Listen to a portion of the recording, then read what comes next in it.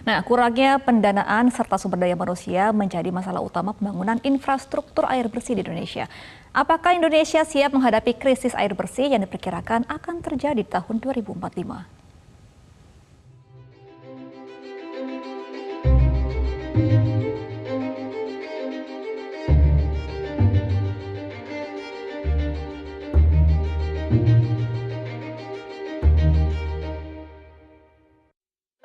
Cuaca panas yang terjadi di Indonesia bulan April lalu mencatat rekor tertinggi, yakni 37,2 derajat Celcius di Ciputat, Tangerang, Banten. Namun hal ini belum bisa mengkategorikan Indonesia terpapar gelombang panas atau heatwave, seperti yang terjadi di beberapa kawasan di Asia. BMKG menyatakan ini hanya siklus tahunan yang biasa terjadi. Meskipun begitu, paparan cuaca panas yang sering terjadi ini dapat menimbulkan efek jangka panjang, yakni salah satunya adalah krisis air bersih. Indonesia diperkirakan akan mengalami krisis air bersih pada tahun 2045.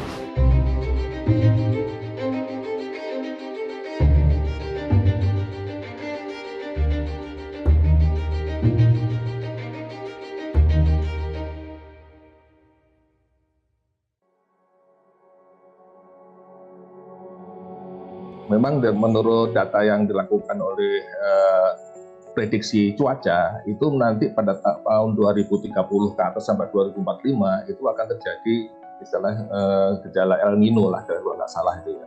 Dan itu di mana akan terjadi kekeringan di daerah wilayah di Indonesia terutama karena ada pemanasan global tadi. Nah sehingga apa? Sehingga yang dulunya itu ada air tawar kemungkinan akan turun, akan berkurang.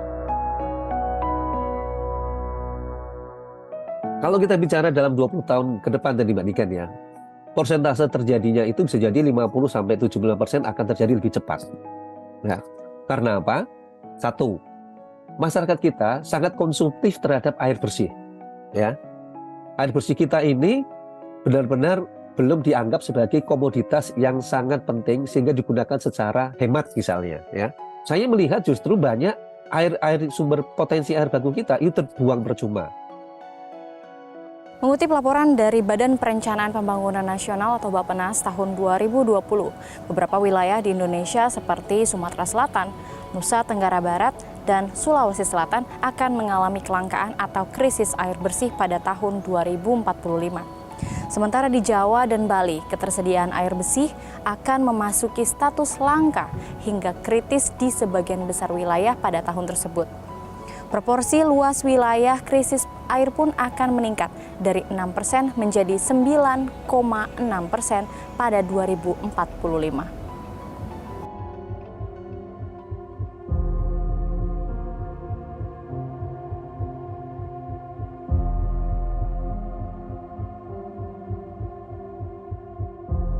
Indonesia yang merupakan daerah kepulauan harusnya dapat mengoptimalkan baik itu air daratan maupun juga air yang berasal dari laut untuk sumber air baku. Ini yang menjadi catatan bagaimana kita membangun ketahanan air bagi kota-kota di Indonesia. Kemampuan pemerintah untuk menyediakan jaringan perpipaan air minum itu juga harus dimaksimalkan dengan penyediaan sumber air bakunya. Ya. Tanpa itu ya tidak mungkin kita membangun jaringan perpipaan tanpa ketersediaan air baku. Nah, air baku ini juga menjadi masalah karena tidak pernah dipersiapkan dengan matang. Sebenarnya kita juga sudah mengupayakan ya untuk kita menambah air bakunya. Kita juga membangun 61 bendungan ya untuk air baku. Nanti setelah bendungan-bendungan selesai dibangun, tentunya kita nanti juga akan segera tindak lanjuti dengan membangun pelayanan air minum di daerah-daerah yang telah dibangun bendungan-bendungan tersebut. Kalau ini tidak diantisipasi dengan serius, tadi kita akan mendapatkan efek berantai dari masalah air. Tanpa itu, kita akan menghadapi bencana air tadi yang tadi 20 tahun. Bisa jadi lebih cepat dari itu. Dalam jangka 10 tahun ke depan tidak tertutup kemungkinan tadi dibandingkan.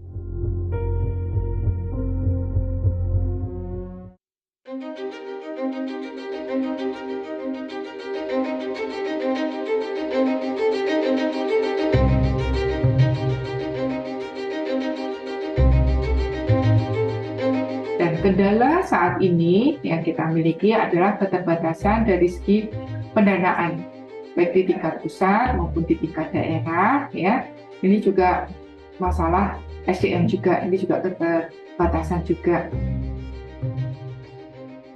Sebetulnya selain untuk pemerintah itu juga edukasi itu perlu pada masyarakat. Karena kalau edukasinya itu nggak kena, masyarakat itu kalau nggak tahu manfaatnya, dia nggak mau menggunakan, Mbak. Tidak hanya sekedar bangun, tetapi tidak ada masyarakatan atau sosialisasi dan sebagainya. Itu kadang-kadang yang kurang di situ, Mbak. Perubahan iklim telah menyebabkan cuaca ekstrim, ketersediaan air yang tidak dapat diprediksi, memperburuk kelangkaan air dan mencemari persediaan air. Tantangan-tantangan tersebut telah meningkatkan tekanan pada keberlangsungan sumber daya air dan ekosistem, termasuk resiko kekeringan dan banjir yang telah menjadi perhatian global. Apakah komitmen dan langkah konkret yang dilakukan pemerintah mampu membantu Indonesia terlepas dari kemungkinan krisis air yang diperkirakan akan terjadi di Indonesia tahun 2045? Dari Jakarta, Niken Riwu, Suarityasa, MGN.